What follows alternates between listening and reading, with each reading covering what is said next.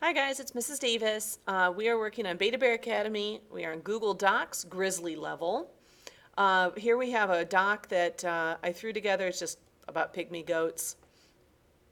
Um, we are going to look at the Explore feature in Docs today. There's two ways to get to it.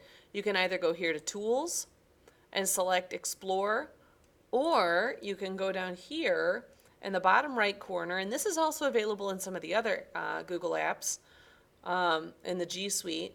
But right here, if you just kind of mouse over, it gets bigger. There's this diamond down here in the bottom right corner. If I click on Explore, what Explore does, it's very cool. It sort of reads what's in your text in a Google Doc. And when you hit Explore, it says, hey, I noticed that you have some stuff about goats in your text. So when you hit Explore, it brings up things about goats.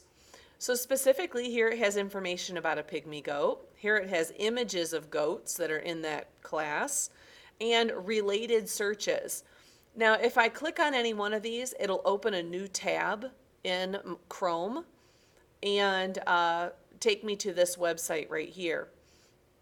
Here, these are mostly Wikipedia, I believe.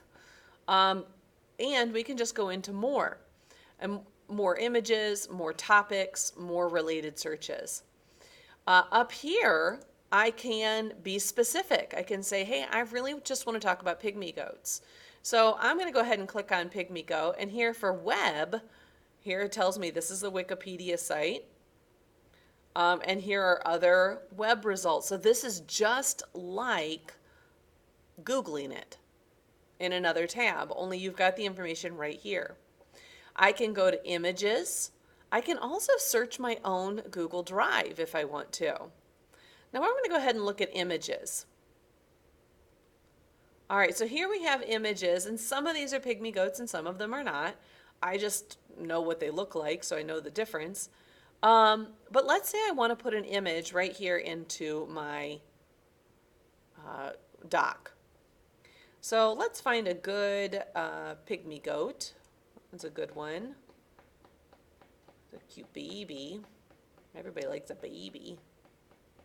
Oh, look at that guy. He's not really a pygmy goat, but he sure is pretty.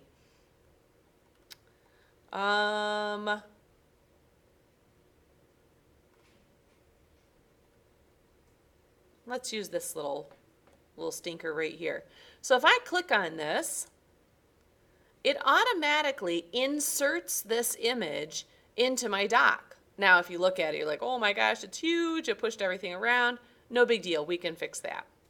So first thing I want you to notice is right here, it automatically inserts a link to where that image came from.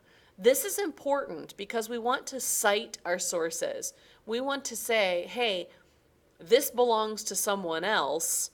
I'm borrowing it, and here's how you could find that if you want to.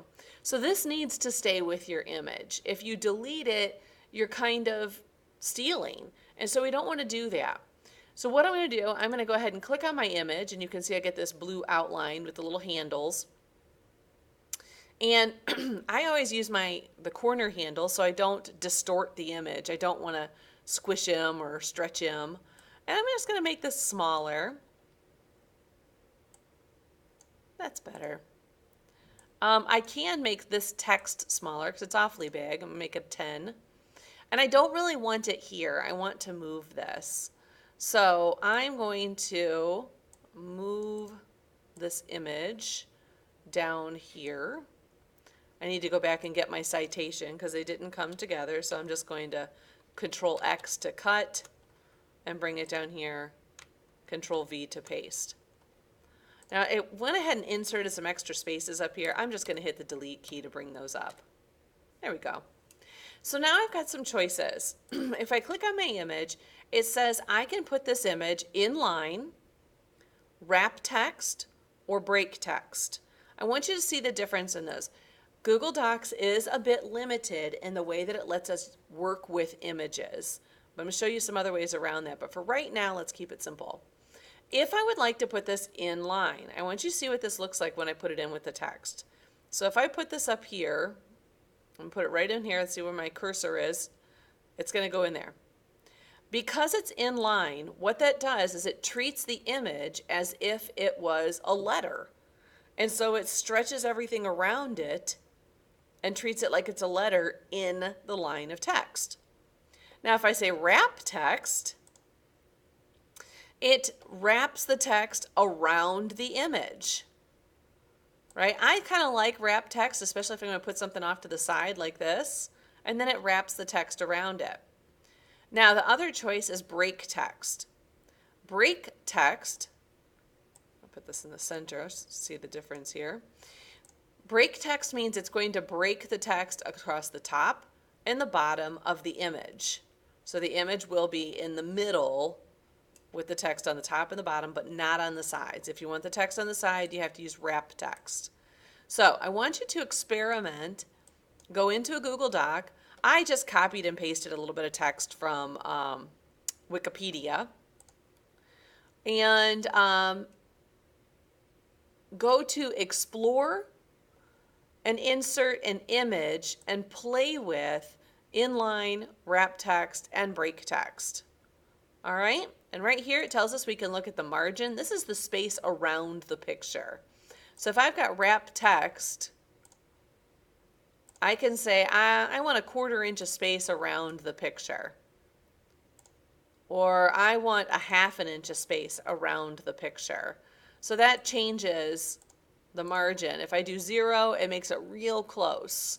So you can play with that as well. All right? Have some fun.